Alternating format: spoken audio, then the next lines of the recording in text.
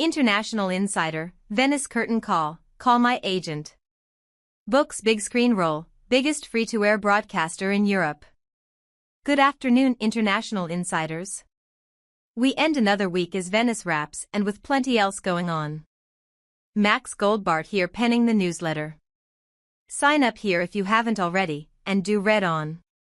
Hind Rajab finds a voice. This year's Venice Film Festival ends on Saturday. Comparative with previous years, it has felt a little quieter. There haven't really been any slam dunk breakouts from the Lido like festivals past. There's been a bit too much mid, as the kids might say.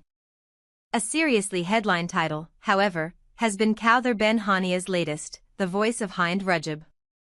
At its premiere on Wednesday, the film received a festival record 23-minute and 50-second ovation, during which members of the audience chanted Free Palestine and waved Palestinian flags. The film reconstructs the events surrounding the killing of 6-year-old Hind Rajab, her 4 cousins, her aunt and uncle, and the 2 paramedics who came to her rescue after their car came under fire by Israeli forces as they tried to flee Gaza City in January 2024. In his review, Deadline's Damon Wise called the movie extraordinary, saying it could be the lightning rod that supporters of the Gazan cause are waiting for, an urgent procedural that uses cinematic means, close, handheld takes and a camera that paces around like an expectant father, to make its point. As noted last week, the Gaza conflict has been hyper-present in Venice, with 2 separate demonstrations on the Lido. This could set the tone for the rest of the fall festival period. For The Voice of Hind Rajab, the film has been selected as Tunisia's entry at next year's Oscars, so buzz will no doubt keep building. Mad Distribution has taken Arab theatrical rights on the flick. A US or UK release is still to be announced. Check out all our Venice coverage here, after a week in which the fest was introduced to Dwayne "The Rock" Johnson's The Smashing Machine, Catherine Bigelow's A House of Dynamite and The Testament of Lee, amongst others. Meeting at the Rendezvous, the biggest market focused on French TV, took place in a wet and windy Le Havre this week. Uni-France organizes affairs, and alongside screenings and buyer-seller meetings, attendees move en masse from one event to the next. It means you spend a lot of time with people and leave with a phone full of new contacts. The vibe couldn't be more different to the frenetic MIPCOM in Cannes, Stewart writes, which is just around the corner.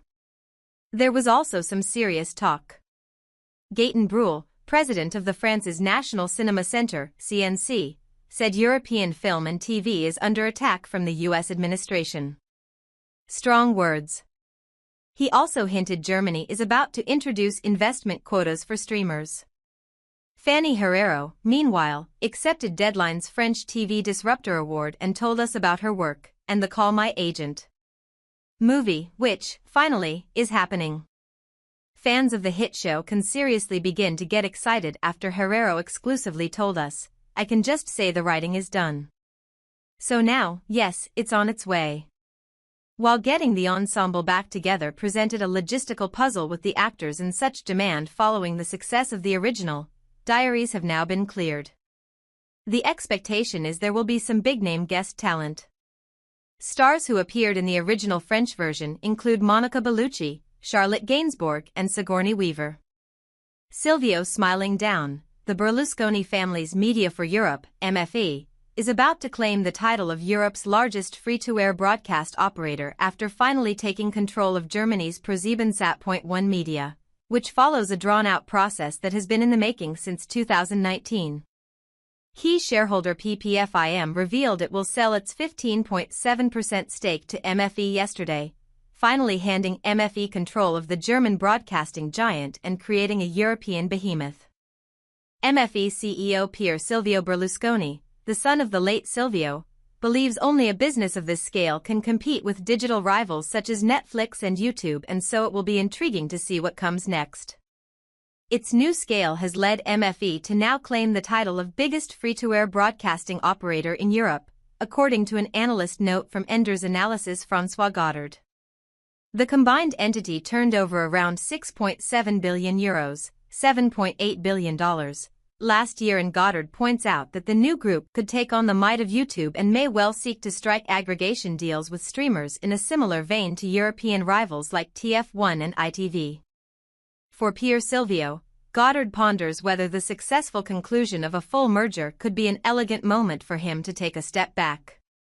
If we remember anything about his late father, this prediction could be rather unlikely. Landmark Union claim dismissed. On Wednesday, London's High Court dismissed a claim from Actors Union Equity after weeks of examination. Were it to have been rubber-stamped, the decision would have altered the landscape for casting in the UK forever. Equity's claim called for casting director Spotlight to be officially classed as an employment agency under UK law, thereby giving it a ceiling over how much it can charge budding actors and forcing it to abide by certain regulations. The decision in the end felt pretty damning for Equity, with the judge throwing out all claims. It was a victory that Spotlight boss Matt Hood said, "validates our commitment to providing equitable access for performers to this entertainment industry." In the aftermath, Hood, who was a senior Equity employee for 17 years, sent a letter to Equity General Secretary Paul Fleming, in which he called for a restoration of the pair's relationship. However, he also slammed Equity for continually misleading its members about the nature of what he termed a cynical, performative and expensive 2 years in the making claim. Equity is, meanwhile, considering an appeal and said the ruling has worrying implications for working people across the UK. Hard to imagine that restoration is coming anytime soon. Colin loves a curse word. Those with a spare half hour this week could do worse than checking out Bas's always fun coverage from the Telluride Film Festival, where he has been stationed up in the Colorado mountains checking out the movies and chatting to, amongst others, Mr. Colin Farrell. Bas's interview with the Irish actor is a hoot. I counted at least half a dozen curse words littered throughout, and allows the reader to swat up on Farrell's role in upcoming Edward Berger movie The Ballad of a Small Player. Farrell is the movie, as Baz succinctly puts it. In The Ballad, the Oscar-nominated star plays a British aristocrat whose world is crashing down around him. Dive deeper to discover how the Irishman got into acting, what he thought of the ballad source material, and whether a man who has previously struggled with an alcohol addiction found it difficult playing a character in a crisis of addiction problematic. All our Telluride coverage can be found here.